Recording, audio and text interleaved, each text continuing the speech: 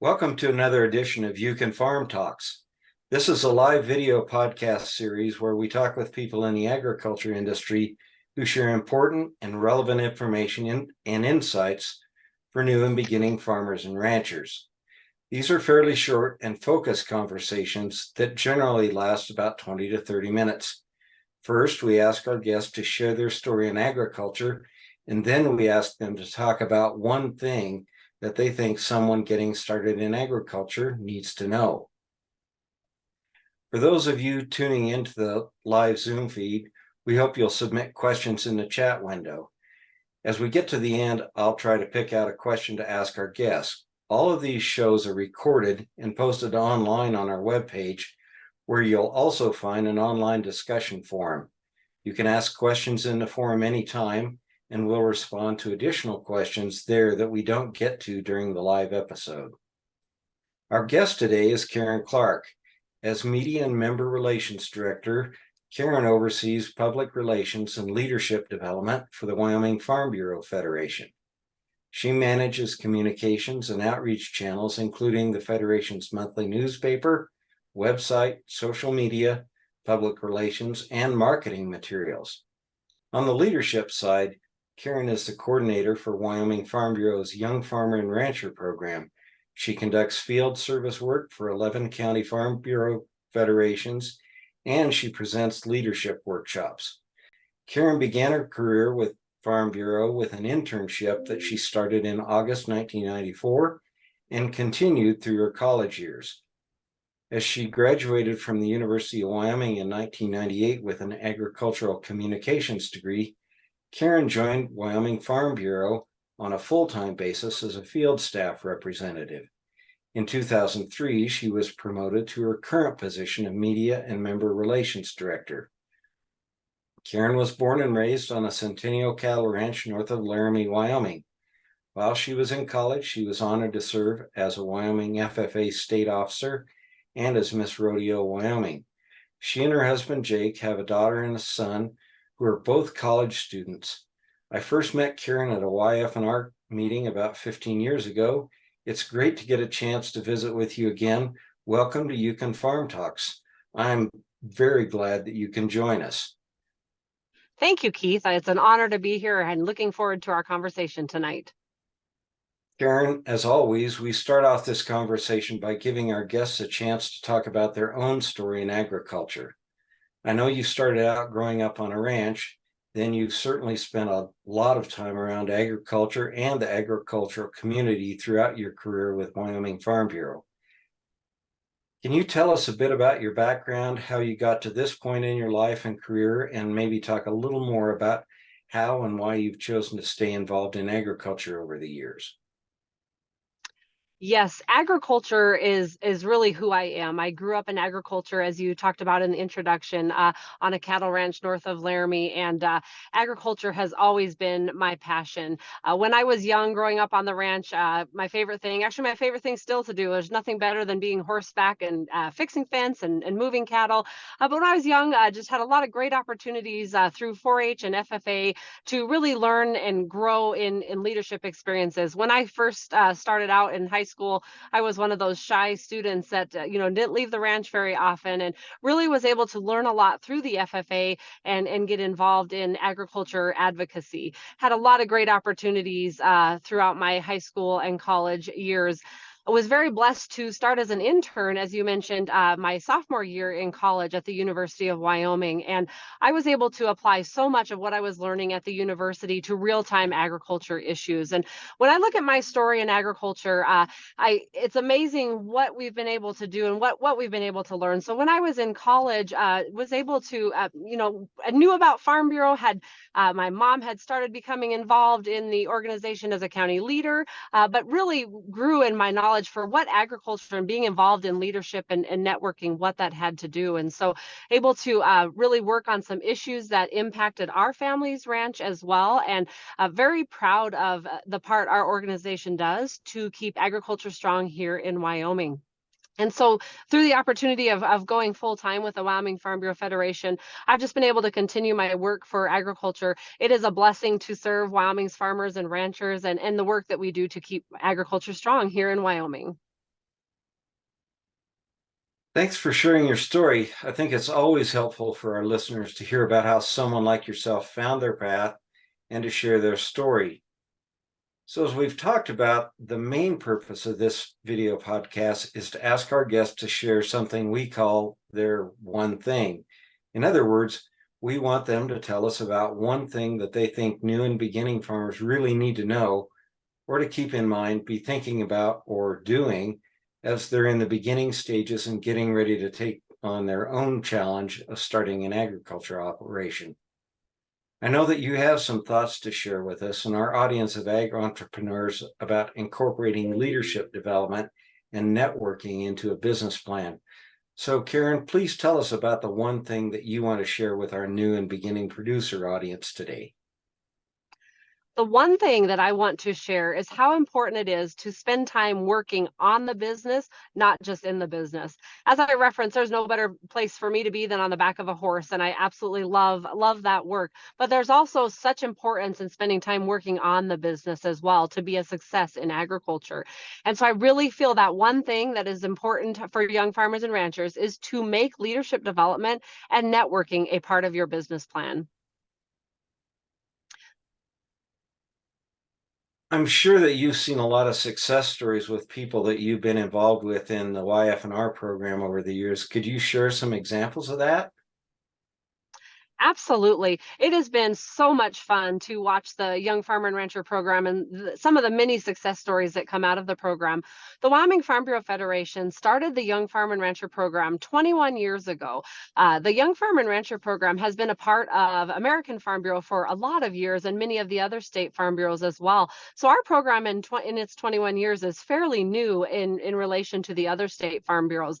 In those 21 years, it has been incredible watching how leaders have grown and developed, and also how they have taken information that they have received and grown either their farm or ranch. And so whether it be serving on the leadership committee, the Wyoming Farm Bureau Federation Young Farmer and Rancher Committee, or participating in a competitive event, or attending a Young Farmer and Rancher conference, there is so much information that can be learned. And spending time at the conferences, for example, we hold an annual Young Farmer and Rancher conference where like-minded individuals gather, and there's educational and motivational sessions where you can learn from others, network with others, and take those ideas that work for you and adapt them, take them back to your farm or ranch. And so I have watched so many different people make changes in their farms or ranches based off of discussions that they've had that have really started a conversation in their family ranch or farm.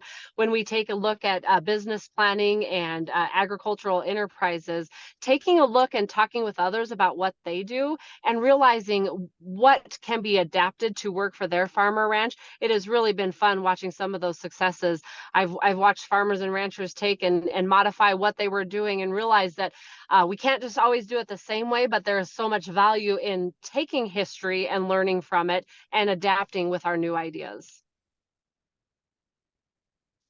A little bit earlier, we were talking about that you're starting up the collegiate chapter again. And so that kind of brings up this next question. When's the right time or the right age to start getting involved in YF&R programming or leadership development? And I guess the other thing I'd add on to that is, for me, it's really exciting when I've actually been at those meetings before to see young families with younger children there as well. It is so exciting to see that involvement of young families. There is whatever time there, it's never you're never too young to get involved with a young farmer and rancher program. But you bring up the Collegiate Farm Bureau, and that is a great opportunity for college-age students to get involved and learn. We have many opportunities. The University of Wyoming has a Collegiate Farm Bureau chapter. The other schools across the state have the opportunity to participate in what we call our collegiate discussion meet, which is a competitive event where they talk about our policy development process and specific ag issues. But I believe at the college age is a great age. It's a great transition. So many students that have been involved in FFA or 4-H and are looking for that continued ag leadership opportunity, the Collegiate Farm Bureau provides that great opportunity. Then we take that next step into our Young Farmer and Rancher program. That is for young people ages 18 to 35 that are involved in Wyoming agriculture in some way or another. And it's never too early to get involved. So I've watched people start in the program, and I have one example that I love to share with people. I have one member that she couldn't even introduce a speaker. She was so nervous at her first Young Farmer and Rancher conference. Fast forward 10 years, and she could speak in front of 5,000 people. The experiences that she has been a part of, the motivation in that lesson. And how does that translate back to the farm or the ranch? When you go in to speak to your banker, or when you are working on a local issue that impacts agriculture and you need to testify before the county commissioners, that confidence that you have and that ability to communicate what is the impact to your farm or ranch is absolutely invaluable. You mentioned working on the business. What sorts of activities would you see are some of the more important angles or aspects of the business that YF&R should focus on? What are some of the more important or critical things for success? I believe that the critical things for success, and when you're working on a business, is to be able to step back for a minute and take a look at what tools, what resources are out there, and network with those like-minded individuals. It is so easy for the day-to-day to go, and we all have the different things that need done, and different seasons of our farm or ranch and the activities and chores that we are working on. But stepping back and spending time visiting with those like-minded individuals is invaluable in finding the tools and resources that you can take back to the farm or ranch. And I've said this before, it's invaluable to learn from our ancestors and the work that they've done, but it's also invaluable to share new ideas and take a look at some of the resources and tools and adapt those and say, how can we make that fit our farm or ranch? And so when I talk about spending time working on the business, I feel that it's so valuable to always take a look and say, is this the direction we need to go to continue to be successful in agriculture for generations? Could you give some more examples of what professional development means for someone in agriculture and what I need to be thinking about to do that? Absolutely. Professional development in agriculture looks like things that could be development personally, but also for your farm or ranch. And so many of the opportunities, and I'll talk specifically about what we do with the Wyoming Farm Bureau Federation Young Farmer and Rancher Program, but we provide professional development on many levels. One is that leadership, our leadership committee, we have a state Young Farmer and Rancher committee that is elected every year, and those individuals lead the organization's Young Farmer and Rancher program. They seek out ideas and find interest of what young farmers and ranchers need in the state of Wyoming, what they're looking for in educational topics and conferences. And then with that, they're provided professional development opportunities. So we've done everything from teach them how to testify at the legislature. We've made trips back to Washington, D.C., where they'll meet with their congressional delegation and talk about important issues impacting agriculture, tour an embassy, talk to an agency back there in Washington, D.C. And so those type of professional development opportunities are absolutely endless, but they provide those young farmers and ranchers the ability to think on their feet, talk about agriculture issues, and really realize how one person can make a difference. And the other professional development opportunities come at our conference. Maybe you're someone that's not looking for a leadership role, but you want to have that opportunity to develop yourself personally and for your agriculture, farm, or ranch. At our Young Farmer and Rancher conferences, we provide many motivational speakers, business speakers, and sessions that can help young farmers and ranchers grow as a person. So that's the professional development opportunities that are available. Are there some other resources that Wyoming Farm Bureau provides that might be able to help new and beginning producers get started in running their own operation? And I'm thinking specifically of folks that may not already be involved in a family operation. Absolutely. So there are definitely resources that whenever we receive information, this You Can Farm Talks is a great show to share. So we like to try to share opportunities, information that we receive from other organizations or activities that we can share with people. But the hardest thing I think about getting involved, if you haven't come from a farm or ranch, truly is just getting started and meeting the people and finding out who you need to talk to. And so we bring in bankers, and we will have ag loan bankers that'll come in and do presentations. And so I'd encourage those that are looking to get started to really reach out to young farm and rancher committee members. We have on our website a list of opportunities, the committee members that are on there, and share what you're looking for and what ideas that you would like to see come forth with those conferences. So our main avenue to get information out there is our annual conference that we have. But we do also have a national conference that we send young farmers and ranchers to, that provides another opportunity to get some of those resources on the national level. Does Wyoming Farm Bureau help folks looking to get started to connect with operations or operators who may be looking to retire but have no family members interested to take over? That's a great question, and something that we hear a lot. So one of the great opportunities that we share with our Farm Bureau Federation members is the Growing Internship Program that has started there at UW Extension. And that's a great opportunity to connect young people with ranches and learn about starting a ranch, what the work is that you need to do.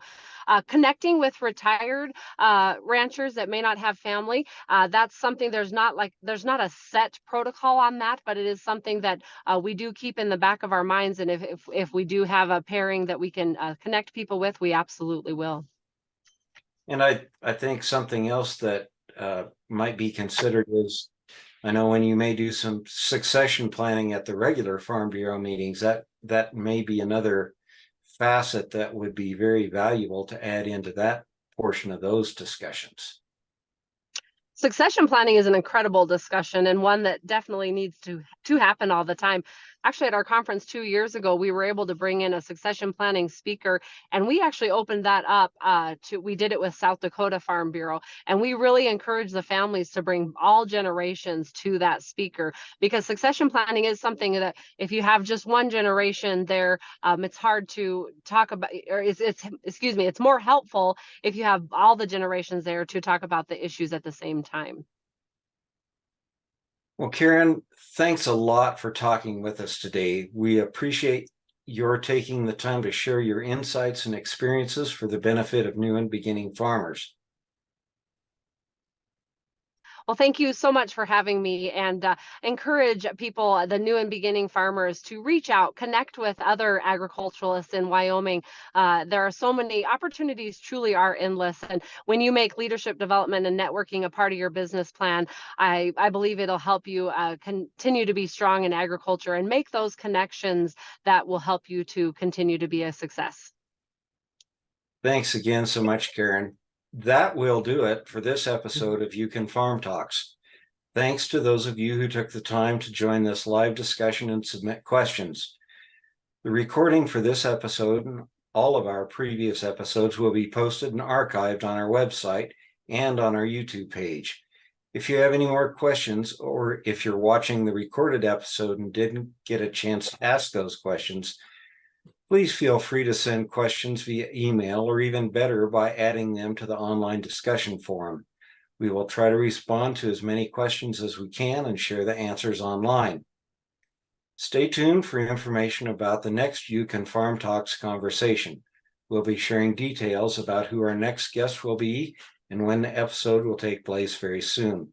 Check back on our You Can Farm website as well as our Facebook page. Funding for this program has been provided by the USDA NIFA BFRDP program. We'd also like to thank Custom Ag Solutions, Right Risk, and especially our partners at University of Wyoming Extension. And we'd especially like to thank Kerin Clark and Wyoming Farm Bureau Federation for joining us tonight. And with that, thanks so much.